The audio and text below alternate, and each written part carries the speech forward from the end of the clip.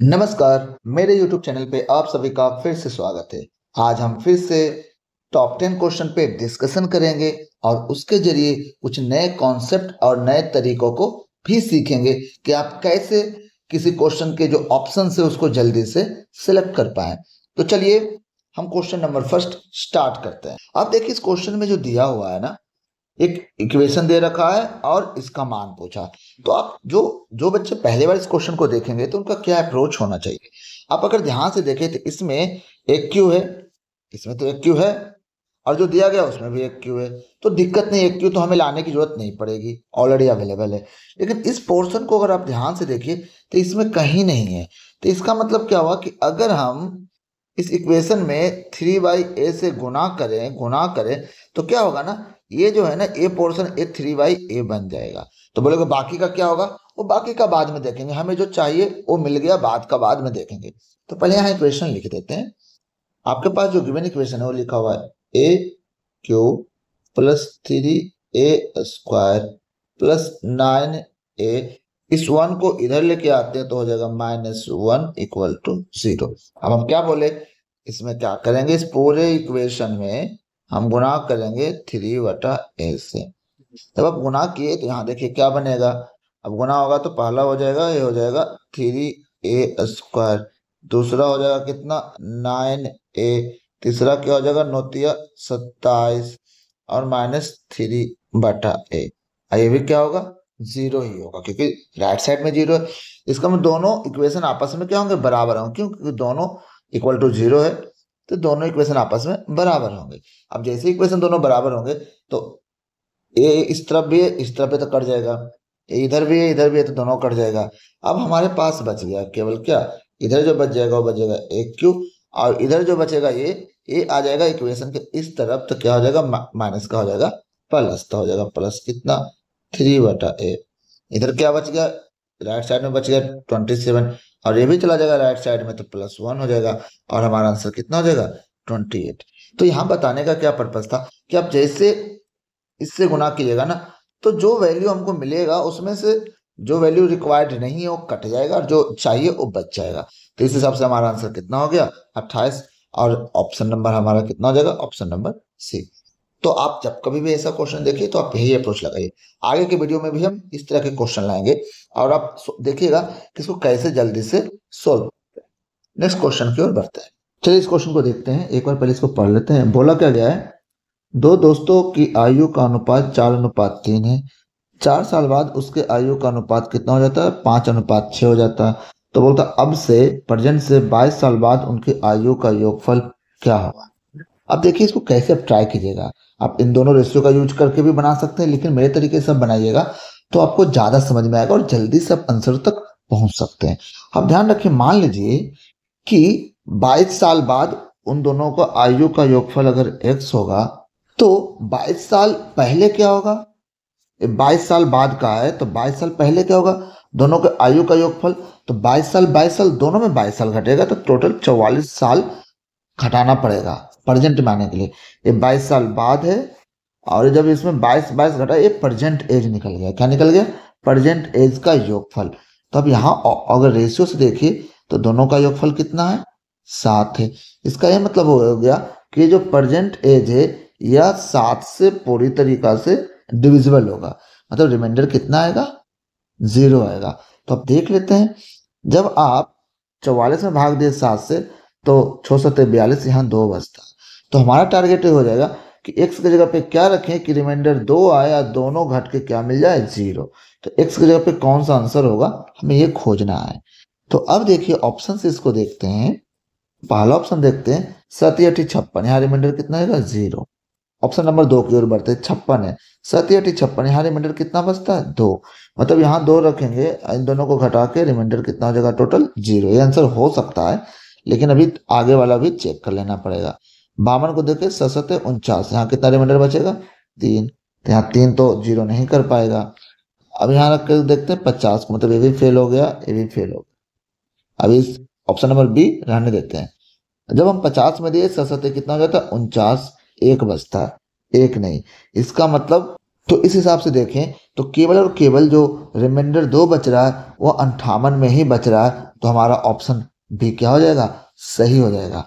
तो आप क्या समझे यहाँ से कि हमारा टारगेट क्या था, यहाँ तो ये भी फेल हो गया था। हमारा टारगेट क्या था कि जो भी हो 22 साल बाद, उसमें अगर 22 साल पीछे आए तो दो लोगों का योगफल है, तो 22 साल पीछे आना पड़ेगा। 44 इसमें घटाएंगे तो जो बचेगा वो 7 से डिविजिबल होगा। ये हमारा कॉन्सेप्ट था। जब यहाँ पे दिया 58 में कितना है तो रिमाइंडर 2, यहाँ 2 किए तो कितना हो गया, 0। इसलिए हमारा ऑप्शन कौन सा हो जाएगा, ऑप्शन नंबर बी। तो अब जब इस तरीका से बनाइएगा तो आपको दो इस रेशियो का भी जरूरत नहीं पड़ेगा। क्लियर है ना। आशा करते हैं कि आपको समझ में आया होगा, और आप इसी तरीका से जब कभी भी आपको रेशियो का क्वेश्चन मिले तो आप रेशियो का यूटिलाइज कीजिएगा ना, तो क्वेश्चन बहुत ही जल्दी बन जाएगा। चलिए नेक्स्ट क्वेश्चन की ओर बढ़। देखिए क्वेश्चन नंबर 3, ये क्वेश्चन बहुत ही अच्छा है। हम डायरेक्ट इसको बता देंगे कि रेशियो क्या बनेगा, तो उससे सीधे आप आंसर निकाल सकते हैं।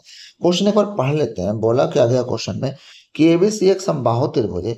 यदि बड़े वृत्त का क्षेत्रफल 1386 है तो छोटे वृत्त का क्षेत्रफल कितना होगा।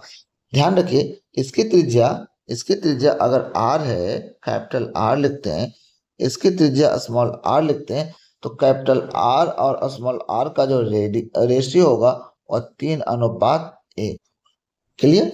तो जब 3:1 इसका रेडियस है तो एरिया का कितना हो जाएगा अनुपात, एरिया का अनुपात निकालिएगा बड़ा और छोटा में, तो 3 का स्क्वायर हो जाएगा, 1 का स्क्वायर मतलब कितना हो जाएगा, 9/8। क्लियर। अब ये कहाँ से आया है, ध्यान रखिए इसकी प्रूफ बहुत बड़ी है, मैं बता तो दूंगा लेकिन वो यूजफुल नहीं है। अब बस ये ध्यान रखिए रिजल्ट की जब कभी भी ऐसा क्वेश्चन पूछे तो उसका रेडियस 3:1 होता है। अब आपको देखिए यहाँ पे इस 9 की वैल्यू कितनी दे रखी है, इस 9 की वैल्यू दे रखी है 1386। तो इस 1 की वैल्यू कितनी होगी, 9 से भागा देंगे तो यहाँ हो जाएगा 9 एकम 9 हो जाएगा, यहाँ बच जाएगा 4 और 8, 9×5 = 45 हो जाएगा। फिर यहाँ बच जाएगा 3×6 = 36, 9×4 = 36। तो हमारा ऑप्शन कौन सा हो जाएगा, ऑप्शन नंबर बी इसका करेक्ट आंसर होगा। क्लियर है। और ध्यान रखिए अगर आपको भाग देने में दिक्कत है तो आप इसे और देखिए, हम तो भाग दे दिए आंसर निकाला, आप ऐसे कर सकते हैं। देखिए हमको क्या करना, एक का मान निकालना, मतलब 1386 में किससे भाग देना है, 9 से। तो क्या आंसर आएगा। अब ध्यान रखिए जो भी आंसर होगा, अगर 9 को हम इधर लेके आ जाए तो यहाँ जो भी आंसर होगा इसका यूनिट डिजिट अगर 6 है तो इसको गुना करने पर 6 मिलना चाहिए, तो केवल 4 रहता। अगर यूनिट डिजिट पे 4 तो 9×4 = 36 होता।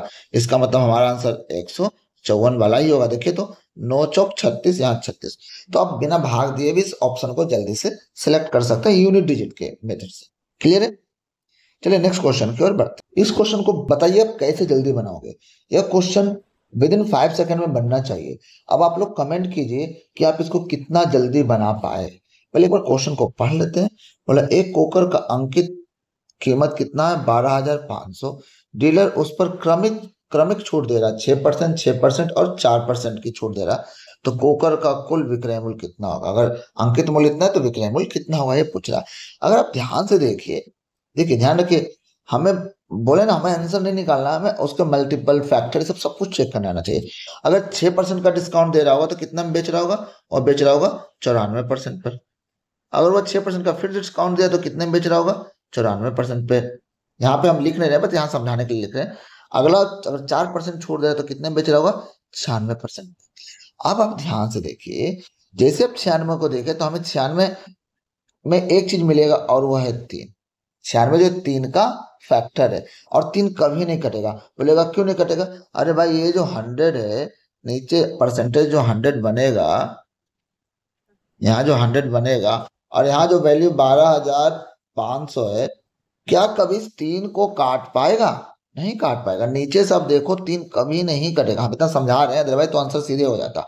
मतलब जो आंसर होगा 3 के मल्टीपल का होगा। ध्यान रखिए अगर 3 का मल्टीपल में 2 ऑप्शन होगा तो फिर हम कुछ और सोचेंगे, लेकिन अगर एक में मिल गया तो खत्म हो जाएगा मेरा काम। 3 का मल्टीपल देखेंगे। देखिए तो जो आंसर होगा 3 का मल्टीपल, 6 कटेगा, 3 कटेगा, 1 बचेगा शेष। ये आंसर नहीं हो सकता है। 6 कटेगा, 3 कटेगा, 2 3 कटेगा, 2 बच गए, ये भी आंसर नहीं हो सकता है। अब यहाँ देखिए 3 कटा, 2 3 कटे, 2 बच गए, ये भी आंसर नहीं होगा। अब सीधे आंसर ये होगा, एक बार चेक कर लेते हैं। 3 कटा, 6 भी कटा 3 से, 1 और 2 3। इसका मतलब आंसर हमारा कौन सा हो जाएगा? Option number C. पता ही हम इसको सोल्व भी नहीं किए और हमारा आंसर आ गया किससे? कि जो भी आंसर होगा वह 3 के मल्टीपल का। बोलोगे कि ये 3 के मल्टीपल का कैसे बोल दिए 96? अरे भाई 6 और 9 कितना होता है? 15। 15 3 से कटता है तो इसका मतलब 3 का फैक्टर होगा, 3 का मल्टीपल होगा पूरा का पूरा आंसर। इसलिए हम इसको जल्दी निकाल पाए। चलिए नेक्स्ट क्वेश्चन की ओर बढ़ते हैं। चलिए इस क्वेश्चन को देखते हैं, एक बार बड़ा करके इसको पढ़ लेते हैं क्या इसमें बोला गया है। इसमें देखिए बोला क्या गया है, बोला गया एक त्रिभुज ए बी सी की भुजा बी सी, ध्यान रखिए, और उस बी सी पे डी और ई इस प्रकार है कि ए डी और ए ई बराबर है, angle B A D E A C बराबर है, ए बी का मान दे रखा है, बी डी का मान दे रखा है, ए सी का मान दे रखा है, इसी का मान हमको पूछा एक्स प्लस वाई का मान कितना होगा। हम जब तक इसमें डायग्राम नहीं बनाएंगे तब तक आपको समझा नहीं पाएंगे। चलिए डायग्राम बनाते हुए आपको समझाते हैं। इसमें एक त्रिभुज दे दिया गया है, त्रिभुज कैसा दिया गया? A B C.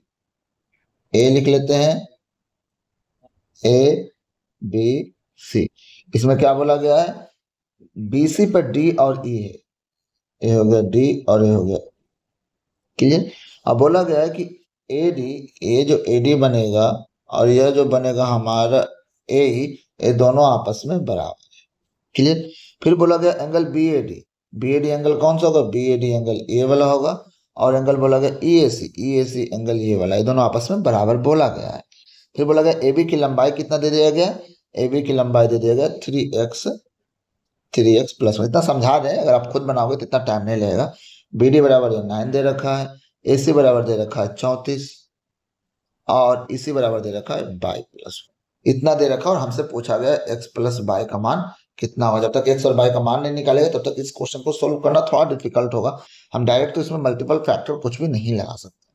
अब आप ध्यान देखिए आपका क्या अप्रोच होगा इस क्वेश्चन को सोल्व करने के लिए। जब कभी भी ध्यान रखिए, आपको पूरे ट्रायंगल में अगर आपको कुछ समझ नहीं आया तो समरूपता, जिसको बोलते हैं सिमिलरिटी, कॉन्ग्रुएंसी, सर्वांग समता, ये लगाने की कोशिश कीजिए। आप देखिए इन दोनों त्रिभुज में, इस त्रिभुज में आप ध्यान से देखिए, मैं लगा के बता रहा हूँ कि यहाँ से तो एक दोनों एंगल और ये भुजा, यहाँ पे देखिए ए वाली एंगल और ए वाली भुजा तो हमको दे रखा है पहले से कि बराबर है।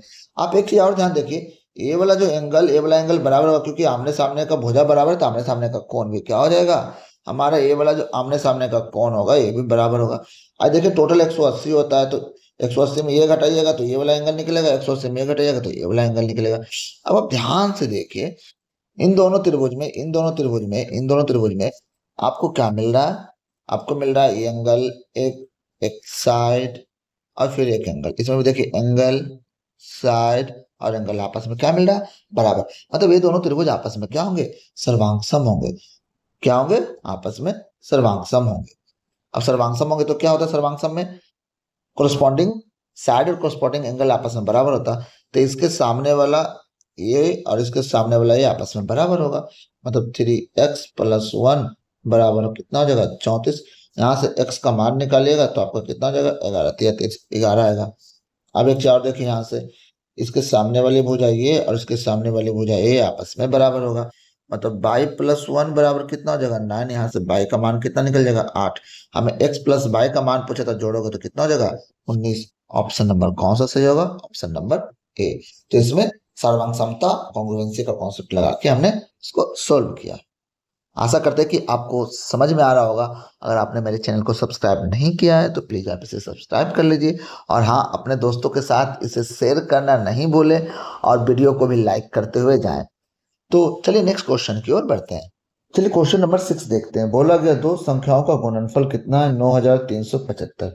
जब सबसे बड़ी संख्या को सबसे छोटी संख्या से विभाजित किया जाता है तो भागफल 15 होता है। तो इन संख्याओं का योग ज्ञात कीजिए। अब इन संख्याओं का योग ज्ञात कीजिए। कैसे करेंगे? बड़ी संख्या अगर बाई मानते हैं, छोटी संख्या अगर x होता है, भाग देने पे कितना बोल रहा है? भाग देने पे 15 होता है। इसका मतलब एक चीज समझ में आता है, इसके नीचे अगर 1 होगा तो बड़ी संख्या को अगर 15 बड़ी संख्या अगर 15 होगा तो छोटी संख्या कितना होगा? 1। इसका मतलब हमको पूछा गया दोनों का योगफल। दोनों का योगफल कितना होगा? 16। अब जैसे देखिए 16, इसका मतलब जो आंसर होगा 16 के मल्टीपल का होगा। और आपको पता है 16 के मल्टीपल में कभी भी इकाई पे 5 नहीं आता, इकाई पे 5 नहीं आता। दो ऑप्शन तो यहीं से चले गए। अब ऑप्शन नंबर बी को देखते हैं। 16 दूनी 32, यहाँ बचेगा 6 0। 60 कभी 16 से नहीं करता, इसका मतलब ये नहीं करेगा।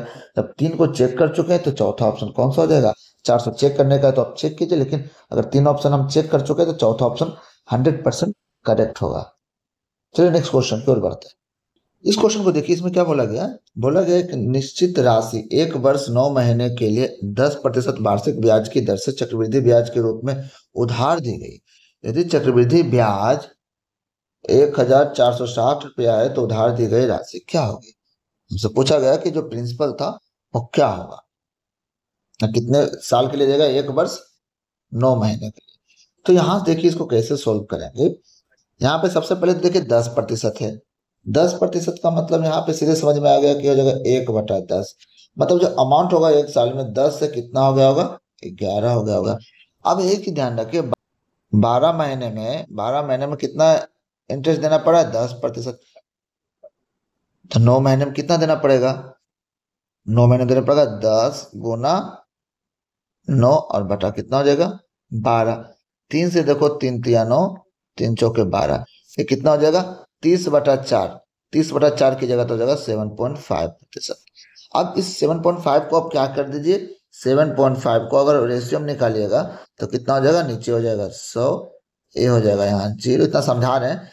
25 75, 25 चौके 100, माने 3/40 हो जाएगा। मतलब 40 रुपया कितना बन जाएगा? 43 रुपीज बन जाएगा। 2 बार, 1 साल 9 महीने का, ये 9 महीने का था, 9 महीने का परसेंटेज था। मतलब ये 400 रुपया कितना बन जाएगा? इसको गुना के जाएगा 11 से तो बहुत जल्दी गुना हो जाएगा। 3 हो जाएगा, 7 हो जाएगा, 4 हो जाएगा। 11 से गुना करने के लिए आपको आना चाहिए। क्या होगा 11 से जब भी गुना करते हैं? मान लीजिए 43 की पहले संख्या पहले लिखते हैं, फिर इन दोनों को जोड़ते हैं, फिर 4 लिखते हैं, तो हो जाएगा 473। अब बताइए कितना इंटरेस्ट मिला? इंटरेस्ट मिला 73। इसका मान क्वेश्चन में कितना दे रखा है? इसका मान क्वेश्चन में दे रखा है 1460। तो ध्यान रखिए 1460 कितना गुना इससे? 20 गुना होगा। क्लियर है? अब इसमें जब 20 से गुना कीजिएगा तो हमारा आंसर कितना हो जाएगा? हमारा आंसर हो जाएगा 8 है। अब सीधे आंसर मार सकते हैं। हमारा आंसर कौन सा हो जाएगा? Option number D. इसमें शॉर्टकट नहीं लगा क्योंकि 0 बहुत ज्यादा था, तो हमें लगा कि उस क्वेश्चन को सोल्व करने में ही फायदा है। चलिए नेक्स्ट क्वेश्चन की ओर बढ़ते हैं। इस क्वेश्चन को देखिए, बोला गया एक क्रिकेट खिलाड़ी के 99 पारी तक का औसत कितना है? 99। अब बोला गया अपनी 100वीं पारी में कितना अधिक रन बनाए जिससे उसकी 100वें पारी का औसत 100 हो जाए। मतलब जब तक वो 99 मैच खेला था तो उस समय तक उसका औसत 99 था। बोला 100वें मैच में अकेले वो कितना रन बना दे, 100वें मैच में वो अकेले कितना रन बना दे कि 100 मैच तक का उसका औसत कितना हो जाए? 100 हो जाए। बहुत सारे तरीके आप इसको मौखिक भी बना सकते हो, लेकिन मैं थोड़ा जिन बच्चों को जल्दी निकालने नहीं आता उनके लिए मैं समझा दूं, अदरवाइज तो मौखिक आंसर निकल जाएगा। देखिए इसमें हम क्या करते हैं, हम आपको बताए थे कि इसने बोला है कि 100 मैचों तक का एवरेज कितना हो जाएगा? हमारा हो जाएगा 100। इसने बोला है टोटल 100 मैच तक का 100 होगा। और आपको क्वेश्चन में ये भी बोला है कि 99 मैच तक का कितना है? 99। तो आप बताओ 99 100 से कितना कम है? 1 कम है। कितने मैच खेला गया था उस समय तक? 99। मतलब नीचे कितना हो गया? -99। अब जो 99 मैच तक का ये कहानी है, 100वां मैच होगा जो इसको बैलेंस करेगा। ध्यान रखिए हमें एवरेज लाइन कॉन्सेप्ट आपको बताते रहते हैं बार बार कि एवरेज तभी तक माना जाएगा जब नीचे जितना आया उतना ऊपर में भी आ जाए। तो ऊपर भी कितना आना चाहिए? ऊपर भी आना चाहिए +99, तभी तो बैलेंस है। एवरेज तभी तो कहलाएगा जब ऊपर नीचे दोनों प्लस माइनस बराबर हो। इसका मतलब जो 100वां मैच होगा ना, जो 100वां मैच होगा वो क्या होगा? एवरेज से 99 ज्यादा होगा। मतलब ये कितने रन बनाया होगा अंतिम मैच में? 199 रन। ऑप्शन नंबर कौन सा हो जाएगा? Option number C. इसको बोलते हैं average line concept. Average line concept, यह कॉन्सेप्ट बहुत ही जबरदस्त है। मैं इससे बहुत सारे क्वेश्चन आपको करके दिखाऊंगा आने वाले वीडियो में, जिसमें आप क्या कर सकते हैं, परसेंटेज भी बना सकते हैं इस क्वेश्चन से, इस क्वेश्चन से मिक्सर भी बना सकते हैं, इस क्वेश्चन से आप एवरेज का क्वेश्चन भी बना सकते हैं। कॉन्सेप्ट बहुत ही अच्छा है, जबरदस्त है, आपको कम कैलकुलेशन में सीधे आंसर मिलेगा। चलिए नेक्स्ट क्वेश्चन की ओर बढ़ते हैं। चलिए इस क्वेश्चन को देखते हैं। ये क्वेश्चन सिजिल 2024 में पूछा गया। अब देखिए इस क्वेश्चन को आप कैसे अप्रोच लगाते हो। बहुत इजी सा क्वेश्चन है, लेकिन कुछ बच्चे के लिए हो सकता है मे भी डिफिकल्ट हो, इसलिए मैंने इस क्वेश्चन को समझाने के लिए यहाँ पे लेके आया। बोला गया ये जो संख्या दिया गया है ना, इनमें से कौन सी संख्या 24 से विभाज्य है? अब 24 से विभाज्य के मतलब क्या होता है? सबसे पहले तो ऑप्शन में देखिए 24 से विभाज्य का मतलब हो गया वह 2 से भी विभाज्य होगा। और 2 से विभाज्य होने का मतलब वो इवन नंबर, ये दोनों नंबर तो पहले ही खत्म हो गया। जो 24 से विभाज्य होगा उसको तो 3 से विभाज्य हो गया। 3 से विभाज्यता का नियम सबको पता है, कैसे करते हैं। 3, 8 एक 9 और 2 एक 3 कट रहा है, यहाँ 3 कट रहा है, या 2 एक 3 8 एक 9, ये 3 ये भी कट रहा है। अब इसमें क्या करेंगे, 24 में 4 भी आता है, 4 का चेक करते हैं। तो यहाँ पे देखिए लास्ट के 2 डिजिट देखे, 28 तो 4 से नहीं कटता है, 28 4 से, लेकिन 18 4 से नहीं कटता है। इसका मतलब ये भी ऑप्शन नहीं होगा। तो हमारा आंसर कौन सा हो जाएगा, हमारा आंसर भी हो जाएगा। देखिए इसमें कौन कौन सा चेक किए, 2 चेक कर लिए, 3 चेक कर लिए, 4 चेक कर लिए। जो जो भी इसका फैक्टर होगा वो सबसे, अगर 24 से कटा है तो सबसे कटेगा। क्लियर है। इस हिसाब से आप कभी कभी ना उसके फैक्टर का यूज करके भी जल्दी से क्वेश्चन को आप सोल्व कर सकते हैं। नेक्स्ट क्वेश्चन की ओर बढ़ते हैं। ये क्वेश्चन देखिए, इसमें क्या बोला गया है कि 3 पर पावर 102 प्लस 3 को 103 से विभाजित किया जाए तो शेषफल क्या होगा। इसको बताने से पहले एक थ्योरम आपको बता दें, जिसको फर्मेट थ्योरम बोलते हैं। क्या बोलते हैं, फर्मेट थ्योरम। फर्मेट थ्योरम क्या बोलता है, बोलता है कि अगर कोई संख्या दिया हुआ है ए और उसमें कोई प्राइम नंबर पी है -1 हो और भागा दिया गया उस प्राइम नंबर से, तो ऐसे कंडीशन में जो शेषफल निकलता है वह 1 होता है हमेशा। क्या बोला गया, पी एक प्राइम नंबर होगा और इससे एक कम करेंगे तो यहाँ पे इसका पावर बनेगा। और ध्यान ये रखना है कि ये जो पी और ए होगा यह एक दूसरे का को प्राइम होगा। क्या होगा, को प्राइम। मतलब को प्राइम मतलब इन दोनों के बीच एचसीएफ 1 होना चाहिए। अब यहाँ पे क्वेश्चन में देखिए, जब ऐसा कंडीशन बने तो इसका रिमाइंडर हमेशा कितना आएगा, इसका रिमाइंडर हमेशा और हमेशा 1 आएगा। अब ऐसे ही कुछ कंडीशन यहाँ दिया गया। देखिए 3 पे पावर 102 और प्लस 3 को भागा किससे देना, एक बार यहाँ पे दे लेते हैं, एक बार यहाँ पे दे लेते हैं, तो आपको समझाना मुझे थोड़ा आसान होगा। अब ध्यान देखिए 103 एक प्राइम नंबर है, मतलब ये हो गया हमारा पी, और यहाँ पे हो गया ये कितना ए, और यहाँ ध्यान रखिए तो p -1 है। देखिए 103 में एक घटाया तो 102 मिला। ये कंडीशन बन रहा है अगर, और ऊपर से ये भी ध्यान से अगर ध्यान से देखिए तो इन दोनों के बीच क्या होगा, एचसीएफ होगा हमारा एक, मतलब दोनों कैसा को प्राइम 103, और इसमें कुछ फैक्टर नहीं है एक के अलावा। तो इसका मतलब है पूरा पूरा कैसा होगा, फॉर्मेट थ्योरम पर आधारित है। तो इसका रिमाइंडर कितना निकल के आएगा, इसका रिमाइंडर निकल के आएगा 1, और इधर से रिमाइंडर कितना आएगा 3, टोटल कितना रिमाइंडर आएगा 4। तो आपको क्या करना पड़ेगा, ये वाला थ्योरम याद रखना पड़ेगा, तो आप जल्दी से निकाल पाएंगे। चाहेंगे तो इसके बेसिक से निकालेंगे, बेसिक से बहुत टाइम लगेगा, आप सोल्व नहीं कर पाइएगा, क्योंकि हमें क्या करना पड़ता है बेसिक से, इस 3 के किस पावर को लिया जाए जो इसके नजदीक पहुंचे। तो आप कर सकते हैं, लेकिन अगर मान लीजिए यहाँ और बड़ा संख्या दे दिया जाए तो आप फॉर्मेट थ्योरम का यूज करके सीधे पता होगा, रिमाइंडर 1 मिलेगा और बचा हुआ का 3 था, 3 एक 4 हो गया, ऑप्शन नंबर बी। आशा करते हैं कि आपने इस वीडियो से बहुत कुछ सीखा होगा, और हम कैसे अप्रोच लगाते हैं आप भी उस अप्रोच को सीखते होंगे, और आने वाले जो मॉक टेस्ट आपका हो उसमें आप उसको अप्लाई भी कीजिए। और हाँ, हमारा वीडियो अगर पसंद आए तो उसे लाइक करते हुए जाइएगा, दोस्तों तक शेयर करते हुए जरूर जाइएगा। मिलते हैं नेक्स्ट वीडियो में फिर से नए क्वेश्चन नए कॉन्सेप्ट के साथ, तब तक के लिए धन्यवाद।